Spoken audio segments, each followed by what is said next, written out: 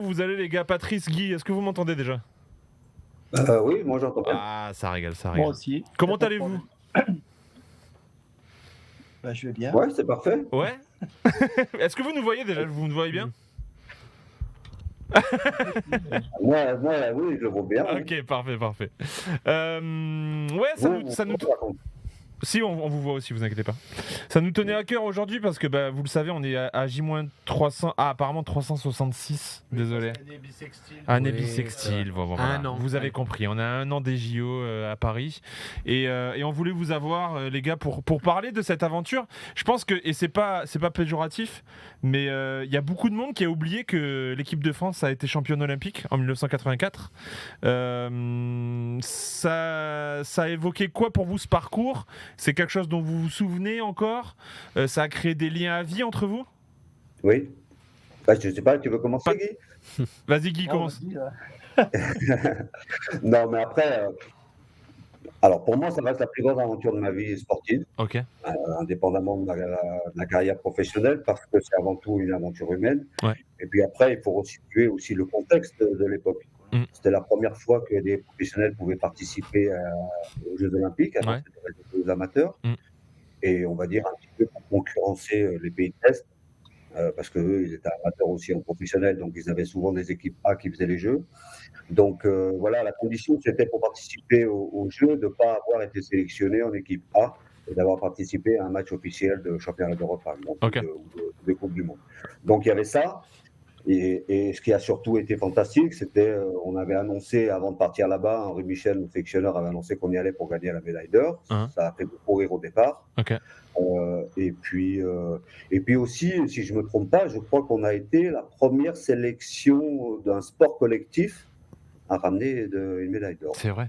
C'est Si vrai. je me trompe pas. Non, non, c'est vrai, c'est vrai, c'est vrai. Donc voilà, après, on a vécu, je dis, une aventure humaine, une aventure sportive avec un sélectionneur fantastique et ça crée des liens enfin, qui partiront jamais. Enfin, moi, chaque fois qu'il y a les Jeux, j'ai des frissons par rapport à ce qu'on a vécu. Ouais, ouais. Pour la petite histoire, Guy, avant de te laisser la parole, juste avant qu'on prenne l'antenne où vous voyez discuter tous les deux en privé, on voyait qu'il y avait vraiment une connexion entre vous deux. Et je me doute que ça a commencé à ce moment-là aussi. Guy, je t'en prie. Bah, je confirme ce que dit Pat, c'est que c'est vrai que ensuite, à travers nos parcours, on s'est revus et chaque fois c'était avec un plaisir immense. Mais je confirme ce que dit Pat, c'est qu'on avait une équipe, c'est devenu des copains, vraiment une unité parfaite. Et je pense que Henri Michel y est pour beaucoup, effectivement. Mm. On rappelle, les JO de 84 sont déroulés aux États-Unis, à Los Angeles. Pour vous, c'était un petit peu partout aux États-Unis. Est-ce que vous pouvez nous raconter un petit peu votre trip là-bas? Quelles anecdotes avez-vous? Des moments de rigolade énormes dont vous vous rappelez? Qu'est-ce que vous pouvez nous dire là-dessus? Ouais, bah après les États-Unis, c'est un petit peu un rêve, mais on a vécu ça de deux façons. Vous le savez, dans les Jeux Olympiques, les matchs de poules ont lieu avant que ne débutent les Jeux, et donc moi, si j'ai un petit regret par rapport à cette aventure, c'est qu'on n'a pas pu participer à la cérémonie d'ouverture, Ouais. parce qu'on était déjà à Annapolis. Je crois que c'était à Annapolis, hein, pour faire nos 3 matchs de poules. Puis après, une fois qu'on est qualifié, qu'on arrive au village olympique, alors là, on découvre un monde.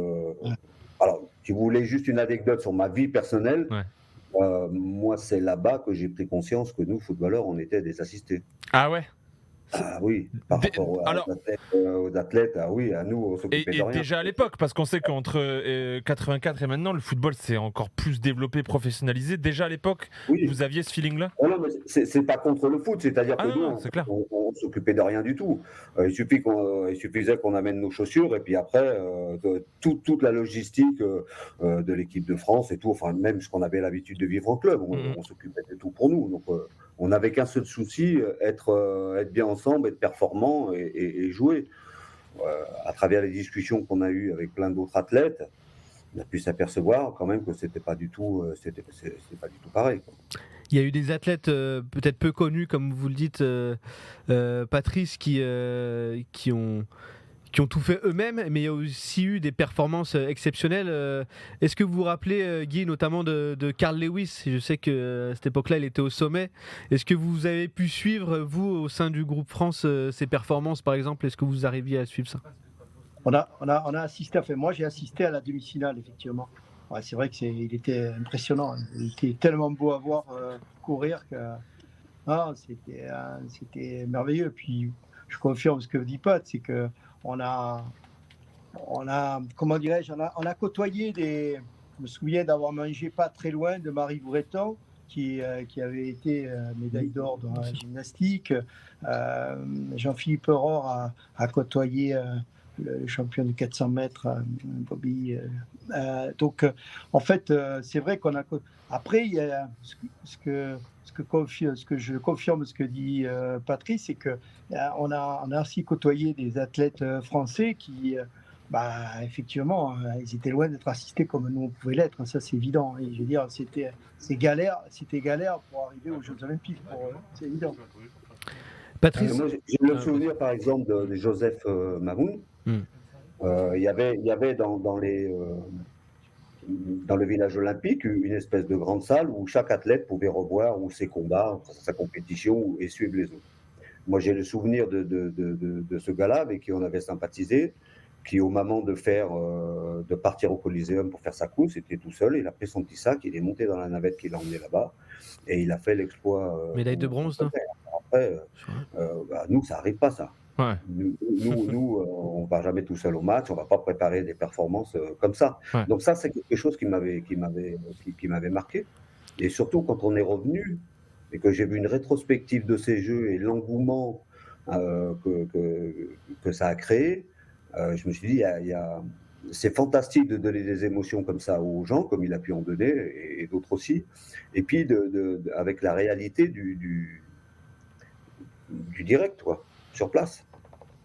La particularité aussi de ce JO que vous avez connu en 84, c'est qu'il y a eu l'Euro juste avant, qui a été remporté par l'équipe de France. Vous, Patrice Garande, vous avez fini meilleur buteur de première division, si je dis pas de bêtises, en 83-84 avec Auxerre. Oui. Vous espériez aussi peut-être faire l'Euro, et avec du recul aujourd'hui, entre l'Euro et les JO, c'est quoi le mieux, quoi, finalement? Non, mais je me rappelle bien, à cette époque-là, il y a mon nom circulait et tout, évidemment, parce que j'avais fait une très bonne saison en finissant meilleur buteur.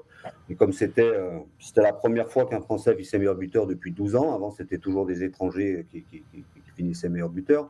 Donc on avait aussi parlé voilà, mon nom circulait pour l'Euro. Et Michel Hidalgo avait, quand il avait annoncé sa liste, il avait annoncé que je serais sélectionné pour les Jeux Olympiques et que voilà, c'était très bien, mais j'ai pas du tout été déçu de ça, au contraire.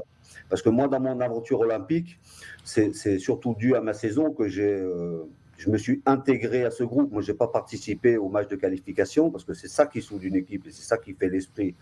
Alors, j'allais dire l'esprit olympique, on pourra peut-être en parler tout à l'heure.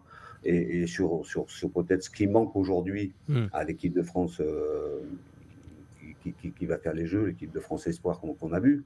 Mais donc voilà, donc moi je suis arrivé sur la fin, j'ai participé à un match à Bochum, je crois, Guy, contre l'Allemagne les derniers. Et donc voilà, mais tous les autres avaient vécu tous les matchs de qualification. Et donc voilà, mais moi j'ai eu le bonheur et la chance d'être appelé par Henri, surtout grâce à la saison que j'avais fait avec la GeoCerf. Parlons-en, moi ça m'intéresse à mort ce que tu viens d'évoquer, Patrice, sur ce qu'on a vu du dernier Euro, des espoirs. Est-ce qu'il va arriver? Est-ce qu'on a nos chances? Clairement, parlons franchement. Patrice ou Guy, comme vous voulez, les gars. Guy, vas-y, je t'en prie. Bien sûr qu'on a nos chances, mais il faut que tous les partis s'y mettent. C'est-à-dire que les clubs jouent le jeu, que la Fédé, bien sûr, impose à ce que les clubs jouent le jeu, c'est-à-dire avoir les meilleurs joueurs. Si on a les meilleurs joueurs avec Mbappé et deux autres grandes du football français, Ah oui, on a des chances, effectivement. Bah, là, avec Non, ce qu'on est en train de vivre, est-ce que vous imaginez un Kylian Mbappé mettre ça dans une clause ou obliger son futur club ou le PSG à disputer les Jeux Olympiques?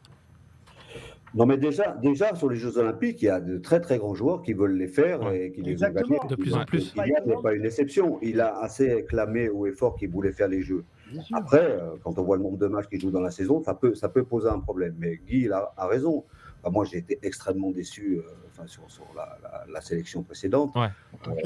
Voir une sélection faite comme ça de briques et de broc, le pauvre sélectionneur, puis les clubs qui lâchent pas les joueurs. Bon, donc moi, ça m'a beaucoup marqué, ça m'a beaucoup touché. Mais les Jeux, il faut juste prendre conscience de ce qu'est les Jeux. Ouais. Et les Jeux, ça se prépare. On est à 1 an des Jeux, il faut préparer une équipe et on sait qu'on aura Kylian et on sait qu'on aura 2 autres qu'il faudra choisir. Et c'est comme ça qu'on crée un esprit, alors pas simplement pour les Jeux Olympiques, mais c'est comme ça que se crée un groupe, que se crée un esprit. Mais il faut se préparer parce que les Jeux Olympiques, c'est une compétition particulière. Pour moi, c'est la plus grande compétition du monde. Ouais. Alors, pour un footballeur, la plus grande compétition du monde, c'est la Coupe du Monde, on est d'accord. Mais les Jeux Olympiques, c'est la plus grande compétition du monde. Et en plus, Compétition sportive dans l'ensemble. Ouais. c'est chez nous. Clairement. Donc, ça va être quelque chose de fantastique. Donc, c'est pour ça que je dis qu'il faut se préparer parce que nous, je ne sais pas si Guy le ressent comme ça, nous, on était à Los Angeles. Donc, on n'avait pas la pression du public, on n'avait aucune pression médiatique. On était chez nous, c'est comme si on faisait un tournoi dans une ambiance fantastique avec une grande volonté de gagner. Là, on va être chez nous, à tous les matchs, il va y avoir une pression, tout le monde va attendre la médaille d'or. Donc, il faut se préparer, que ce soit les joueurs, le staff et tout l'environnement de l'équipe de France. Si on veut gagner la médaille d'or ou se donner des chances de la gagner, il faut mettre en place des choses pour le faire. Ce que dit pas Patrice, c'est qu'il y avait des centaines de milliers de spectateurs hein, dans les stades américains. C'était plus de 100 000 spectateurs à l'époque, donc il y avait quand même une petite pression. Donc voilà, c'était énorme. On parle d'Mbappé. Vous, si je dis pas de bêtises, après votre victoire face au Brésil en finale, vous n'avez même pas eu le temps de le fêter et vous avez dû prendre l'avion directement le lendemain, justement à cause, entre guillemets, de vos clubs respectifs qui vous mettaient un petit peu la pression. Est-ce que vous vous rappelez de ça? Attends, Guy, on t'entend plus. Pas. Est-ce que, Guy, parce que ça a coupé un moment, est-ce que tu peux quitter et revenir sur le lien, s'il te plaît? Ça devrait remarcher. Merci. Je t'en prie. Patrice, vas-y, je t'en prie. Je me souviens pas trop de ça. La chose que C'était Giroud d'ailleurs. On nous avait laissé le choix de faire la cérémonie de clôture ou d'aller passer la journée à Malibu avant de rentrer. Donc vous pouvez imaginer avec la bande de Lascar qu'on était, quel choix on a fait. L'important c'est la cérémonie d'ouverture. On l'avait loupé, ça on n'avait pas le choix. Donc on avait vécu quelque chose de fantastique dans ce sens-là, mais c'est vrai qu'après au retour on avait enchaîné, je me souviens plus si les joueurs avaient eu quelques jours ou quoi. Enfin moi j'ai joué à Auxerre avec Giroud. Ouais, avec Giroud. Donc Giroud il m'a mis dans un bain de Saint-Paul, un bain d'eau chaude, et puis le lendemain j'étais à l'entraînement. Et Guy? Oui, je me souviens. Pareil, moi j'avais envie de jouer. Donc, Attends, Guy, 2 secondes. Excuse-moi, ça grésille. Je pense qu'on a un petit problème technique. Je te raccroche seulement toi, Guy, si tu peux recliquer sur le lien. Désolé, on a un petit problème, désolé. Je vais enchaîner avec une question pour Patrice. Ouais, justement. pour Patrice en attendant. Ouais. La petite histoire aussi, c'est de dire que l'Euro 84 a été remporté par l'équipe de France avec Michel Hidalgo et que vous, Patrice, vous avez remporté les JO avec Henri Michel, qui était le sélectionneur d'après. Aujourd'hui, le sélectionneur de l'équipe de France, c'est Didier Deschamps, et le sélectionneur des Jeux Olympiques, ce sera Sylvain Ripoll. Est-ce que vous pensez que juste par rapport à ça, vous qui êtes entraîneur, il peut y avoir un problème de connexion, un problème de faire vivre un groupe en fait sur une compétition aussi importante que les JO? Écoutez, c'est une question difficile. Non, je ne vois pas pourquoi il y aurait de problème. Après, moi, il faut être à l'intérieur pour pouvoir déceler les problèmes. Vous savez, tous les a priori qu'on peut avoir de l'extérieur, bon, il faut toujours s'en méfier. Non, mais après, la seule certitude que je peux avoir, c'est que l'importance du sélectionneur, l'importance de la relation qu'il a, et surtout de la confiance qu'il donne à ses joueurs pour avoir des résultats.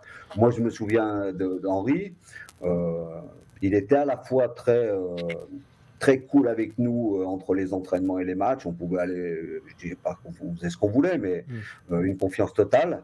Et puis, par contre, pendant la compétition, mais il était, voilà, il avait envie de la gagner, cette médaille, autant que nous. Donc, il nous transmettait ça, mais avec la classe qui le caractérisait, avec la confiance, avec la sérénité qu'il pouvait avoir. Je n'ai pas le souvenir d'une engueulade, d'un haussement de ton, voilà. Et on était. Donc c'est important. Et en 84, tout le monde vous parle évidemment de l'importance du coaching et du management de Michel Hidalgo vis-à-vis de ses joueurs. Si je voulais sortir un mot de ça, c'était la confiance que ces deux sélectionneurs, ces deux entraîneurs avaient dans leurs joueurs. Vous avez été reçu à l'Elysée après ? C'était François Mitterrand l'entraîneur. Est-ce que Guy, par exemple, vous vous souvenez de ça ? Est-ce que vous pouvez nous le raconter ? Alors, on n'a pas été reçu par François Mitterrand, on a été reçu par le Premier ministre. D'accord. Qui était. Voilà. Mais voilà, C'était qui à l'époque, ça fait partie un petit peu de l'époque où, effectivement, les Jeux n'ont pas eu le retentissement, de gagner les Jeux n'a pas eu le retentissement que ça aurait dû avoir. Mais parce que, effectivement, la France avait été championne d'Europe, c'était le premier trophée que l'équipe de France a gagné, donc c'était logique. Voilà, mais en fait, moi, ce que je retiens, c'est que c'est une bande de. Patrice l'a bien dit, c'est une bande de copains qui est allé faire un tournoi de site aux États-Unis et puis on a gagné. Ouais. Parce que c'est vraiment l'esprit amateur dans le sens où vous aimez le football. Ouais. Et je pense que Henri nous a insufflé ça avec bien sûr, ce professionnalisme qu'il avait. Bien sûr que c'est pas quelqu'un qui hurlait, qui râlait ou quoi que ce soit. C'était quelqu'un qui effectivement faisait confiance aux joueurs, responsabilisait les joueurs et nous donnait le meilleur. Entre nous, Guy, tu te souviens sûrement de ce match, mais il y a eu des matchs compliqués. Le match contre la Yougoslavie, c'était un truc de fou. Mais entre nous, c'était à la vie et à la mort. Ouais. Dès qu'il y avait je vais parler de ce match parce que je ne vais pas dire une boucherie, mais on n'était pas loin quand même. Hein, ça tombait dans tous les sens. Dès qu'il y avait un mec de chez nous qui était par terre, il y avait tout le monde qui était là. Donc on n'avait pas le droit de toucher aux uns aux autres. Quoi. Il y avait cet esprit d'équipe qui fait que. C'est né sur ces JO-là ou c'était déjà cet état d'esprit était déjà présent avant ? Alors moi, j'ai fait qu'un match, mais Guy peut le dire, mais je crois que dans les matchs de qualification, il y a eu des périples quand même et des moments où c'était chaud. Des moments difficiles, mais à Borum, par exemple, ça a été extrêmement difficile. Et c'est vrai que là, je pense que le groupe s'est vraiment uni, là, puisque c'est à peu près le groupe qui est parti aux États-Unis ensuite. Pour revenir sur ce qu'on disait tout à l'heure, sur le fait que vous ressentez qu'il y a un regain d'intérêt de la part des joueurs aussi de participer à ces JO-là. On a parlé de Kylian Mbappé par exemple tout à l'heure. Déjà, est-ce que vous ressentez ça ? Et deuxième partie de question, Guy notamment, vous avez été coach tous les deux de club. Si vous étiez coach d'un club et que vous avez un joueur important comme Kylian ou d'autres joueurs qui peuvent être présents dans la sélection l'année prochaine, vous le laissez aller ou il y a une petite voix intérieure qui dit attends, j'en ai besoin quand même l'année prochaine du mec quoi. Allez-y Guy en premier. Moi je le laisse aller avec tout ce qu'on vient de vous dire sur les jeux. Et c'est ça, le paradoxe il peut se trouver là aussi vu vos deux expériences quoi. Non mais je veux dire, il n'y a même pas de... En fait c'est le joueur qui doit choisir. Enfin moi ça me paraît être aberrant qu'on puisse choisir...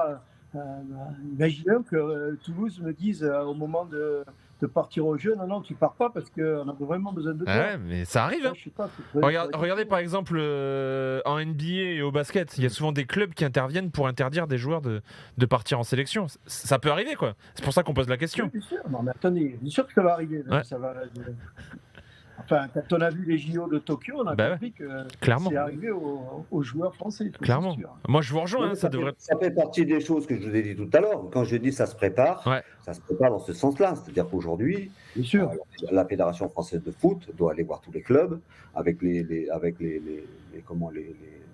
joueurs potentiellement sélectionnables et puis trouver des accords pour que les joueurs soient libérés. Parce que c'est pas possible chez nous. On n'est pas la meilleure équipe possible avec les meilleurs joueurs On est d'accord. à disposition. On est d'accord. Mais quand même. ça veut dire que la fédération, pour vous, ils ont toujours pas fait cette démarche-là? Pas encore? J'ai pas dit ça, j'en sais rien. J'imagine quand même qu'à la fédération, enfin, et tous les gens qui travaillent pour les JO, ils font ce travail-là. Alors après, ils n'ont pas besoin de forcément le médiatiser. C'est pas parce que c'est pas médiatisé dans la presse que le travail n'est pas fait. Hein. Clairement. C'est justement. Mais bon, il faut qu'on se serve de ce qui s'est passé la dernière fois. C'est impossible pour moi qu'on n'ait pas au JO de 2024 à Paris la meilleure équipe de France possible pour remporter la médaille d'or. C'est une vraie chance de médaille. C'est impossible. Carrément, on est d'accord.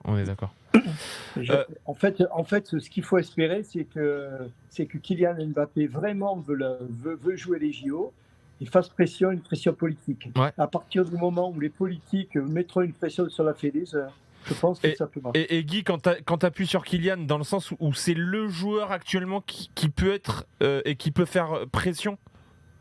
Oui, bien sûr. Ok. Vous avez été à la fédération en plus, Guy, donc vous pouvez attester. Vous pouvez attester de ça. Pardon?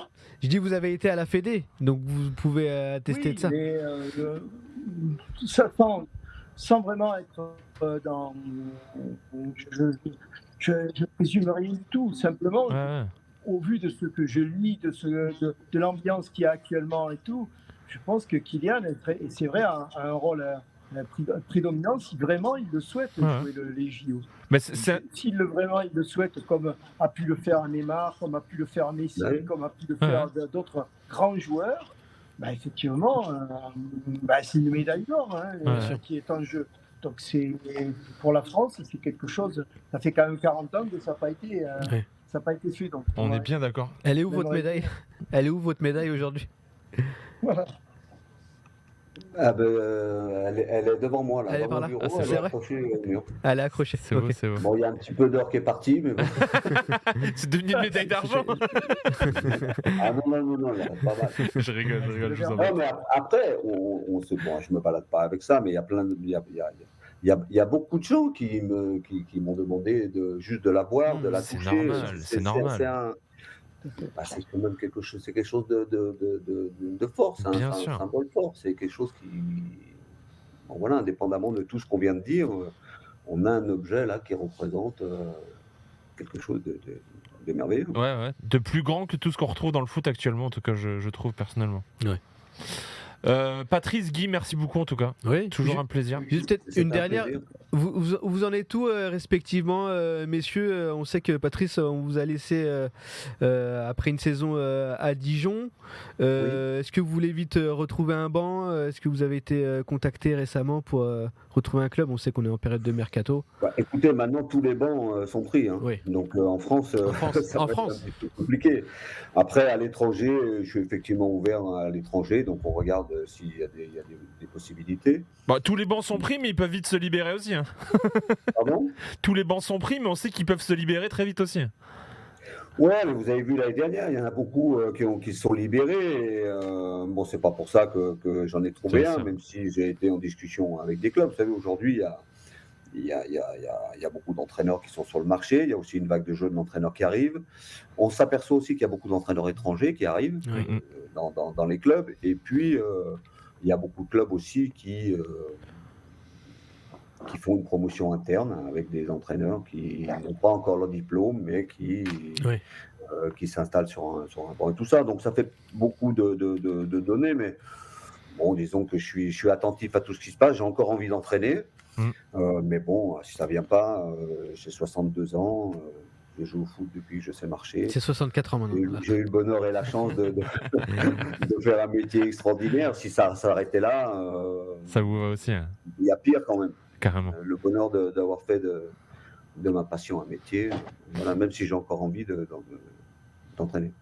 Et Guy, on te connaît aussi beaucoup pour ton passage à Paris, mais aussi à Sochaux. Un petit mot sur ce qui se passe. Et aujourd'hui, il y a une grande nouvelle pour tous les Sochaliens avec le descendant de la famille Peugeot, Romain, qui a trouvé un accord apparemment avec le groupe Nenkin. Un petit mot sur ça ? Je ne savais pas. Je suis très heureux que la famille Peugeot revienne aux manettes du FC Sochaux parce qu'ils ont toujours été très importants et pour la population du Doubs. Donc, et la deuxième chose, je dirais, je souhaite à Patrice de retrouver un banc. Moi, c'est complètement différent. Je suis vraiment à la retraite. C'est votre fils maintenant qui est entraîneur. C'est vrai, ce qu'il dit tout à l'heure est important, c'est que je pense qu'il y a des choses qui se passent au niveau des entraîneurs, c'est pas tout à fait logique. Que l'on prenne un entraîneur étranger de grande valeur qui apporte quelque chose de football français, je suis OK. Mais beaucoup quand même sont des entraîneurs qui apportent peu. Et je pense qu'il y a des entraîneurs français comme Patrice qui ont fait leurs preuves et qui apporteraient beaucoup à notre club. Et à ce propos, en tant qu'ancien entraîneur du PSG, vous en pensez quoi de l'arrivée de Luis Enrique ? En Paris Saint-Germain, c'est un peu différent quand même. Ouais. Donc, je suis content.